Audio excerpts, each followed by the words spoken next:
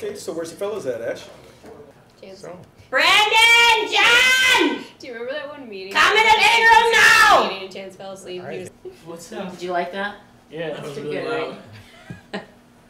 We're going to talk about. Is that how you what call we're gonna Barry do to for dinner, by the Dr. way? Okay. No, I call Barry to dinner like this. Oh, which one? Do we...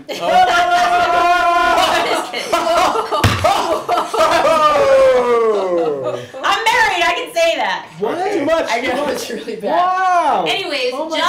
gosh. I had to Let's sit leave. down so you can talk about Dr. Second. Joe. Okay, so the whole thing started because Bruce met Doc Joe. How did you meet Doc Joe?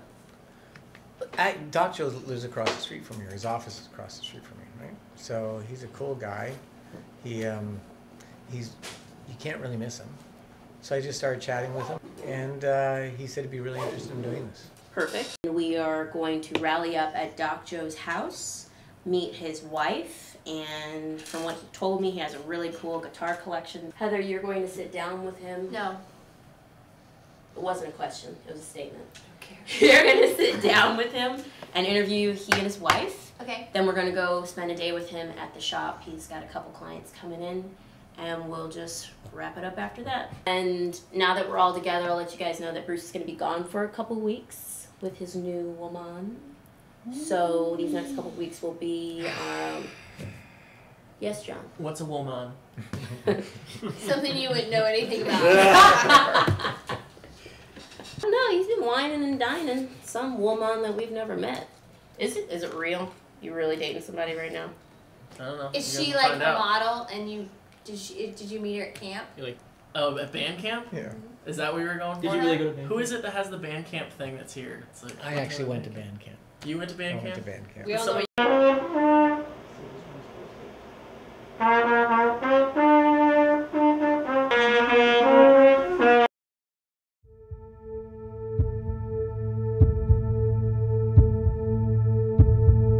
There are 308 million unique people living in the U.S.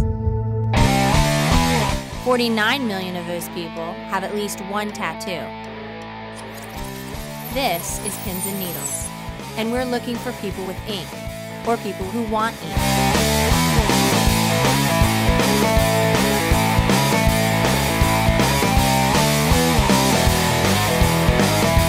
We want to hear your stories.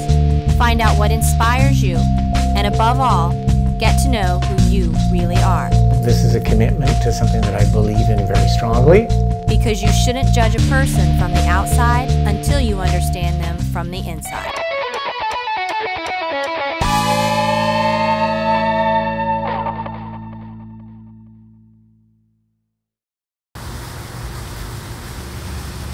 Our next guest is multi-talented.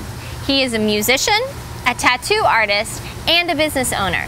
He and his wife are originally from Hamburg, Germany, and they've agreed to let us into their lives and their home to find out a little bit more about who they really are.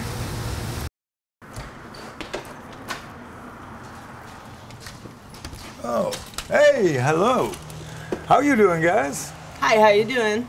That's my beautiful wife, Sybil, and I'm Doc Joe from Skin Doctors Tattoo. Just make it over from Germany, and this is Thor, the Rottweiler. We love to wear black. Come on in. He is a rock. Honest, he's so friendly. I was one of these chicks, they loved long hair guys. I saw him, and it was first so like going around. Since this time, we're together and married 17 years now. We always try to be honest to each other and to And hold up respectful, each other's back. And if she's down, I pull her up. I'm down, she pull me up. And always be kind of nice to people, being straight and honest, and support my family and friends. I think when people don't, they know it from TV or whatever, and what they're reading, they don't know us personally, and then they just have their, what was it, foretell, what means that this is... As they judge over you, even if they don't know your real soul. They just feel like we looking badass, and you know, they may be afraid sometimes of people like us, you know. Maybe that's all why they maybe thinking that you're a criminal or whatever because you inked up. And yeah, but I think that's worldwide a problem. You got the scene who loves it, and the normal people have problems with that. But maybe it's good like that because it makes it interesting. This is where we chilling out, watch some movies, and yeah, got the old teak stuff, brought it over from Germany. It's very heavy stuff, so the moving was hard.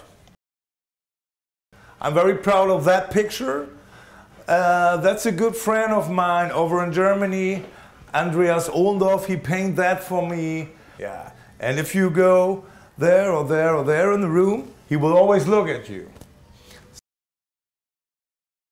I started professional playing, or started the first bands playing around in '89. I played music all my life before I started tattooing. This is Hamburg Holidays. This is one of the biggest events in the city, what Harley Davidson do worldwide. We wrote the whole CD for the Hamburg Holidays at that time and played every year on this event with a Skin Dog band. So that's very cool too. Oh, now we have some things. Look at that. This is about 89. With God Saved Us from Hairspray Hell. So that too. No tattoos. Yeah, listen, I met him, he was totally plain. He had no tattoos. Yeah. The only thing I can do very well is playing music and drawing. So I said, me and the guys go to tattoo artists over there in St. Pauli, where all the tattoo places are. Settle down and get some ink, and then we said, oh wow, maybe we can order that stuff too.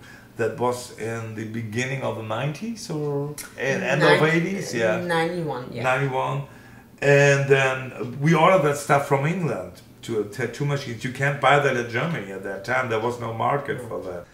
And then we started Tattoos on Wheels and making money with tattooing and music. The biggest shop now, it's about 3,000 square feet something, and we got merchandise, all that stuff in there. And I used to have 5 shops, but it's always hard if you're not there and you have to trap the people. The artists are.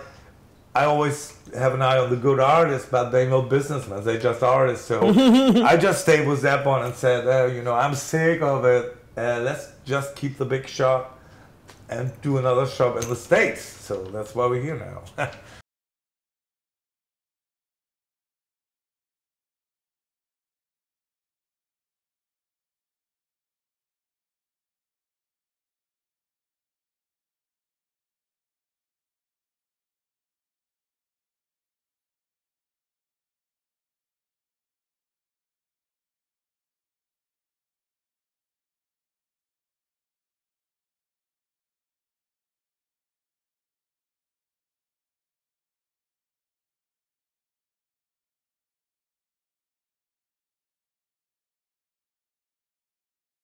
It's always fun if you can do things you also like, as an artist to do, and it's also flash like I like these, stuff like black and gray and skulls and just old school, but in a modern art, and yeah, that's totally what kind of flash I like doing most. Over there. People are very, very picky with, with the work. So sometimes it's more fun working with the American people here.